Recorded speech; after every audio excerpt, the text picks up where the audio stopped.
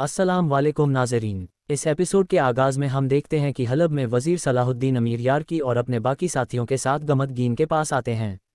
गमदगीन कहता है, हलब में खुश आमदीद सलाहुद्दीन, मैं आपको वज़ीर कहूँ या सुल्तान? वज़ीर सलाहुद्दीन कहते हैं, जो आपकी मर्ज़ी, लेकिन सुल्तान एक ही है और के तख्त पर मौजूद है। गमदगीन कहता है, तुम बिल्कुल नहीं बदले। वज़ीर सलाहुद्दीन जवाब देते हैं, तुम भी नहीं बदले, मुझे अब भी तुम पर उतना ही फ़ख्र है। जब हम आखिरी बार हलब में मिले थे तो तुम काफ़ी मशहूर हो गए थे।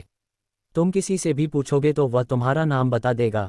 गमदगीन कहता है, यह मेरा शहर है, मैं यार्की की तरह दूसरी ज़मीनों के लालच में नहीं आया, मैंने अपनी जड़ें यहाँ गहरी गाड़ दी हैं। ये सुनकर यार्की कहता है, यूँ कहो कि तुम्हें मौका नहीं मिला। अगर मैं किसी फरीज़े पर न होता तो वह जवाब देता जिसके तुम हकदार थे। गमदगीन पूछता है, फरीज़े से तुम्हारी क्या मुराद है? तुम्हारे आने की वजह क्या है? वज़ीर सलाहुद्दीन कहते हैं, मैं सुल्तान नूरुद्दीन के हुक्म से शाहज़ादे इस्माइल को लेने आया हूँ। गमदगीन कहता है, हमें तो इस हवाले से कोई खबर नहीं मिली, मगर यहाँ मौजूद लोग आपसे ज़्यादा इस काम के हकदार हैं। वज़ीर सलाहुद्दीन कहते हैं, हमारे सुल्तान ने यही बेहतर समझा, अब बात को लंबी न करो और शाहज़ादे को ले आओ। मगर गमदगीन कहता है, सलाहुद्दीन, हम मिस्र में नहीं हैं, मैं तुम्हारा कोई मुहाफ़िज़ नहीं हूँ। इतने में काराता गुन गुस्से से कहता है, लेकिन तुम शाहज़ादे इस्माइल के वली भी नहीं हो, मैं उसका मामा यहाँ मौजूद हूँ। तुम कौन होते हो शाहज़ादे को संभालने वाले? गमदगीन गुस्से से कहता है, मैं उसकी खाला या मामा के बारे में नहीं जानता। बच्चे की वालिदा इस्मत खातून मिस्र में बीमार हैं, उन्होंने मुझे शाहज़ादे का ख्याल रखने को कहा है। मैं सुल्तान के तहरीरी हुक्मनामे के बिना तुम्हारे हवाले नहीं करूँगा। यार्की कहता है, कोई तहरीरी हुक्म नहीं है, मैंने सुल्तान से हाय रास्त सुना है, अब मामलों को पेचीदा न करो और शाहज़ादे को यहाँ ले आओ। गमदगीन कहता है, अगर मैं शाहज़ादे को न लाऊं तो क्या होगा? यार्की और काराता गुन अपनी तलवारें निकाल लेते हैं और कहते हैं, हमें मजबूर न करो कि अपने भाइयों का खून बहाएं। मेरे एक हुक्म पर शहर के तमाम बेटे तुम्हारे महल पर चढ़ दौड़ेंगे और तुम समझ जाओगे कि शहर का असली हाकिम कौन है। ये सुनकर गमदगीन सिपाही से कहता है, शाहज़ादे को ले आओ।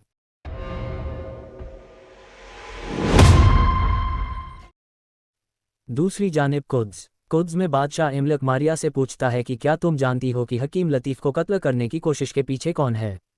मारिया कहती है, बदकिस्मती से वो शख्स बोलने से पहले ही मर गया, लेकिन अहम बात यह है कि वो तबीब जो शाहज़ादे बाल्दो को जिंदा रख रहा था अब भी जिंदा है। खुशकिस्मती से मैं वहाँ मौजूद थी। इमलक कहता है, तुमने कुद्स में अपनी किस्मत का फैसला खुद कर लिया है।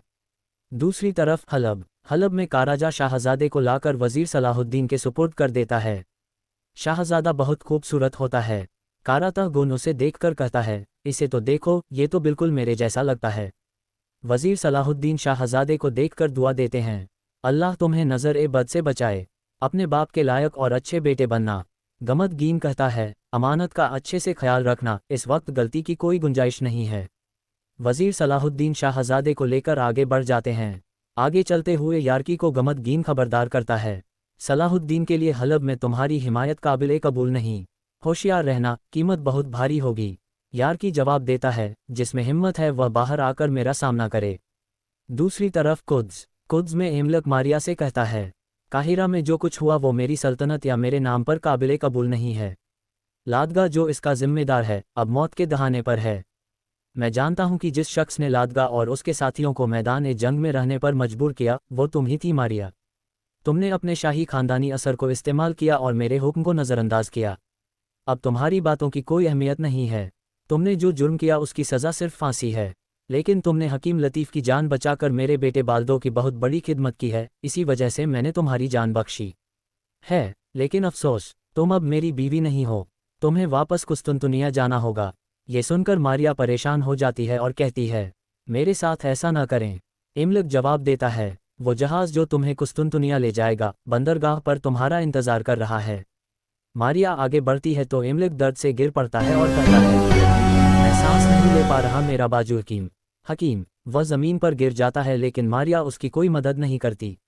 इमलक उसे बुलाता रहता है मगर मारिया नफ़रत से उसे देखती रहती है और उसके मरने का इंतज़ार करती है। आखिरकार इमलक दम तोड़ देता है। मारिया सुकून का सांस लेती है, फिर शोर मचाकर खादिमा को बुलाती है और रोने का ड्रामा शुरू कर देती है। बाहर लादगा को फांसी के लिए लाया जाता है। सबीला उसे कहती है, मैं तुम्हें जहन्नम में जाता देखकर खुश हूँ। लादगा जवाब देता है, मैं तुम्हारे शौहर लाद जियोम को सलाम दूंगा। मंच तैयार होता है और लादगा को फांसी दे दी जाती है। लेकिन उसी वक्त कमांडर आकर चिल्लाता है, बादशाह मर गया है, फांसी रोक दो। सबके चेहरे खिल जाते हैं और लादगा को नीचे उतार दिया जाता है। नया बादशाह बाल्दो मुकर्रर होता है। दूसरी तरफ किला करक में एलिसा पतरस के साथ गली से गुजर रही होती है कि बोरू तहकीक के लिए पतरस को पकड़ लेता है और एलिसा उसके सर पर वार करके उसे बेहोश कर देती है। जंगल सलाहुद्दीन का कारवां। जंगल में वजीर सलाहुद्दीन और यार की शाहजादे को साथ लिए सफ़र कर रहे होते हैं कि अचानक नकाबपोश हमलावरों का हमला हो जाता है। शदीद लड़ाई शुरू हो जाती है। हज खातून शाहजादे को संभाले बेहद परेशान होती हैं। रोकी बाइबो कारातह गुन सब बहादुरी से लड़ते हैं। इसी दौरान एक हमलावर हज खातून को पकड़ लेता है। सलाहुद्दीन यारकी को आवाज़ देते हैं और यारकी हमलावर पर झपट पड़ता है। वह शख्स कोई और नहीं बल्कि गमदगीन होता है। गमदगीन यारकी के सीने में तलवार उतार देता है। यारकी जमीन पर गिर जाता है और जान दे देता है। गमदगीन शाहजादे को लेकर फरार हो जाता है। तारीखी तौर पर गमदगीन एक मक्कार, चालाक और इक़्तेदार का भूखा शख्स था। नूरुद्दीन जंगी की वफ़ात के बाद उसने कम उम्र इस्माइल सालेह को इस्तेमाल करते हुए इक़्तेदार पर कब्जे की कोशिश की, जिससे जंगी सल्तनत को बहुत बड़ा नुकसान पहुंचा। वह 3 साल तक फसाद बर्पा करता रहा और 1177 में अपने अंजाम को पहुंचा। आखिर में कारातह गुन हज खातून को पकड़ने वाले सिपाही को खंजर मारकर कत्ल कर देता है। नाज़रीन, इसी के साथ एपिसोड खत्म होता है। जल्द मिलेंगे अगले एपिसोड में। वीडियो को लाइक करें और चैनल को सब्सक्राइब ज़रूर करें। दुआओं में याद रखें। अल्लाह हाफ़िज़।